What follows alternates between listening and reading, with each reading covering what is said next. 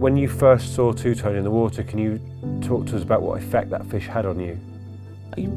It just blew me away a bit, you know. It sounds a bit cliched saying that blew you away, but that's just what happens, you know. You're walking around, you're looking at 20, 30 pounders, some maybe a little bit bigger, and then suddenly you see that thing. And it was always stand out, even later on in, you know, when he was 60 odd pound, he'd be miles ahead of the rest.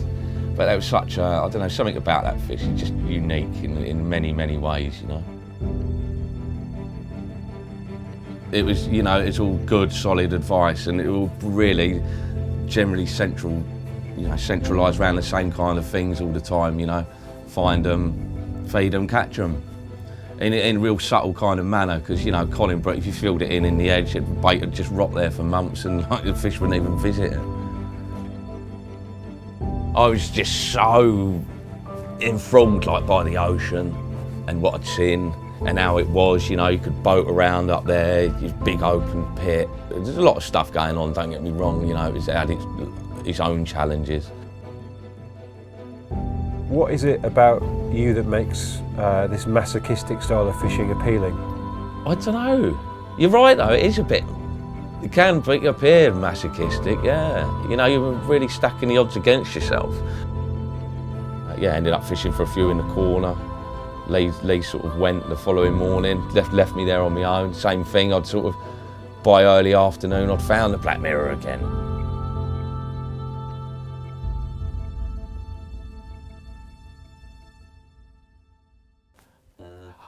I've got a funny story about getting captured. I got captured down one of the reserves down the road, like a couple of years ago. And I pulled it off, blagged it big time. Like I was just literally leaving, packing up my gear, walking out. It was sort of fading just before dusk, sort of thing. I thought, right, this is it. No one's about. Come out the bushes, started stomping, and this twitcher's just there, like, you know, my side of the fence where he shouldn't be either.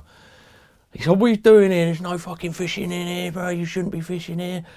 I was like, "I ain't been funny, mate. I've just fucking realised I'm at the wrong lake. I was meant to be over there where that big radar wall is." And he went, "Fucking, they all fish over there as well. You shouldn't be over there either." I'm like, "Well," I said, "they all have a go there, didn't they?" I said, "I didn't realise." I said, "I'm at the wrong fucking lake."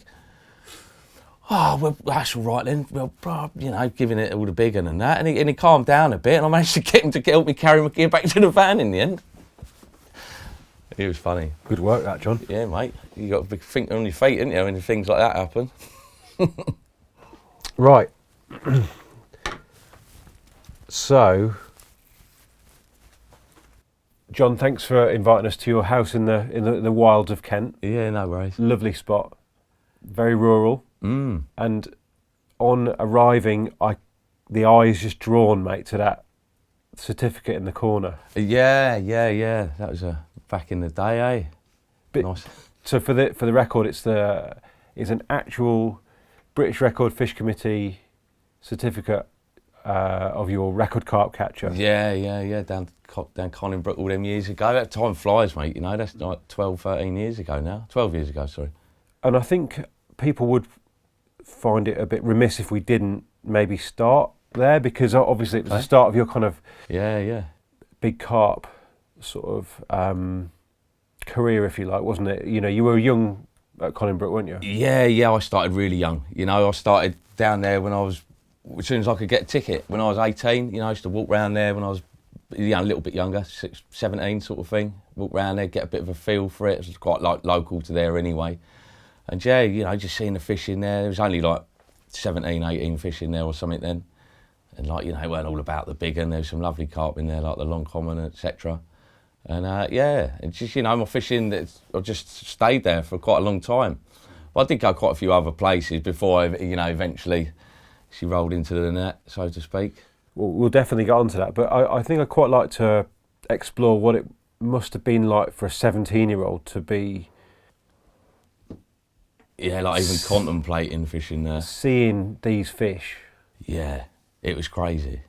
You know, in our area, and this is, you've got to bear in mind, this is like really late 90s, early 2000s. You know, 40-pounders are pretty scarce still, to be fair, let alone 50-pounders, you know, and which two-tone had just sort of gone over that sort of time.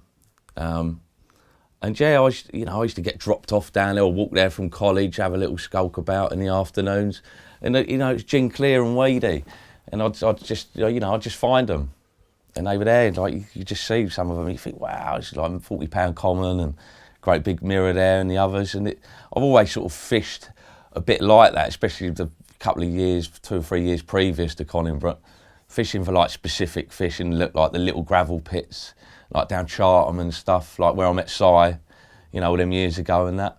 And just going on there. I was a bit, like a bit like running before you can walk sort of thing, really. I was so far out of my depth, but hey, I had the enthusiasm to just stick at it, and it didn't bother me if I didn't get a bite or anything for a long time, because it's not about numbers, it's just trying to catch certain ones. But that is quite a mature attitude, given that you were 17, because most people would want to be having some kind of result. Yeah, of course, and it's not like I ever caught like loads, barrels of 30-pounders or anything, and sort of